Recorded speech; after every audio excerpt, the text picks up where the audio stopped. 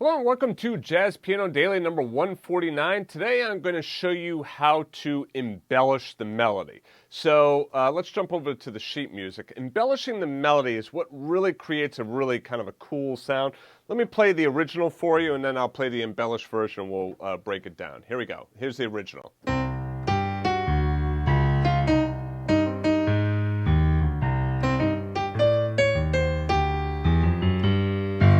And here's the embellished version of that. Pull this up here for you. There we go. Here we go. Whoops, sorry.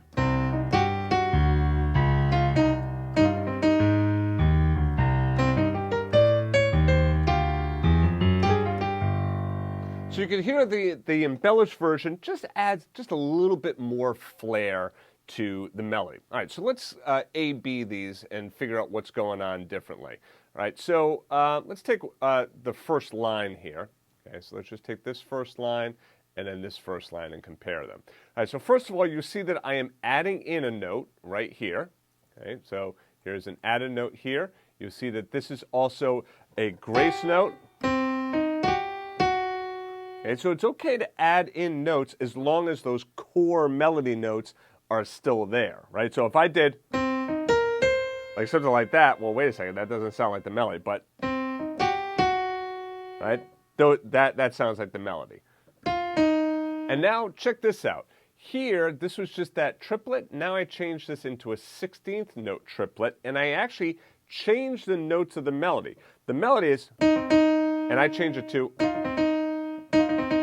Now, how can I get away with that? Because, you know, I know I've said before in lessons, don't change the melody. Yeah, but this is really kind of like, you could think of it kind of like a vocalist embellishing that melody, right? So here, this is not really all that strong. That's really an embellishment written into the original melody to begin with. So here, sounds pretty much the same, right? The main thing is you're coming back to that note E flat. So I kept that note E flat, starting on the E flat and coming back to the E flat. Okay? So anytime that you find figures like this one right here, where it's, you can already hear it kind of sounds like a yada-da, you know, like a singer doing some kind of vocal embellishment. Well, that's really all I did here. I just changed the direction. Rather than going down, I did that 16th note triplet. Now I gotta tell you, these 16th note triplets are really good. Really good to have those 16th note triplets underneath your fingertips. All right, let's keep moving on. Now the second line here, you notice what I did. Here's the second line there and the second line here. You'll notice I changed the rhythm here and I also added in that note B flat.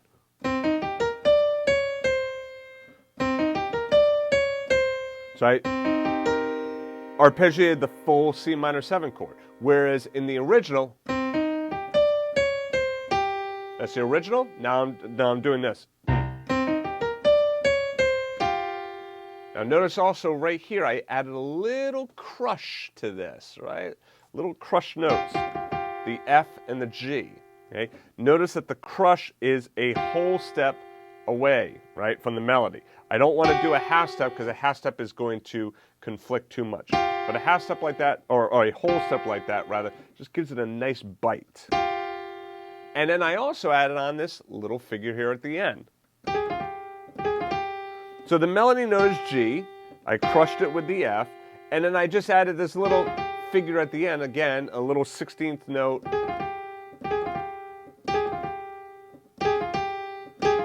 Now here, this could have also been written out as a 16th note triplet rather. I could have done that. I did this with a grace note instead, so you could kind of play around with it. All right, so the embellished version again is.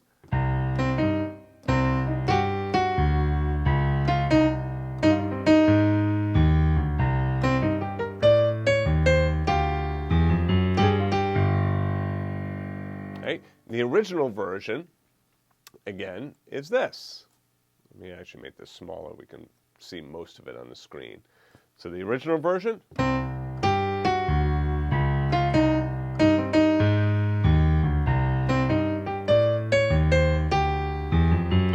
embellished version. sorry.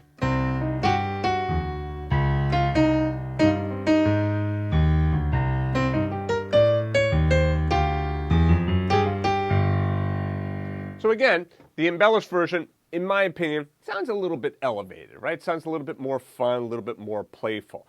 Now, there's no one right way of embellishing a melody, but let's go through again some of the techniques that I used in this particular lesson. Number one, using grace notes. Okay. Number two, adding in another note, right? So I added in that E flat, added in the B flat in the second line. Okay. Number three, playing around with the rhythm. Okay, so like notice how I'll bring in some of those 16th note triplets, or maybe 16th notes into an 8th note, maybe doing triplets, right? How I change this rhythm right here from just 8th notes into triplets down there. Okay? So try using those three techniques. Try using your grace notes, try adding in some notes, try also changing around the rhythm. Those 16th note triplets, I keep wanting to say 32nd note, those 16th note triplets really are a cool sound. So try playing around with that. Now I think you'll find that bringing some of that into your playing is really going to change the way that your melodies sparkle. I'll see you in the next lesson. To get the first 45 pages of music for free, just go back to jazzpianodaily.com. If you liked the video, please be sure to click the like button and also subscribe to the channel and turn on notifications. To watch the rest of the lessons in this series, just click on the playlist to the right of this arrow. Thanks for joining me, and I'll see you in the next video.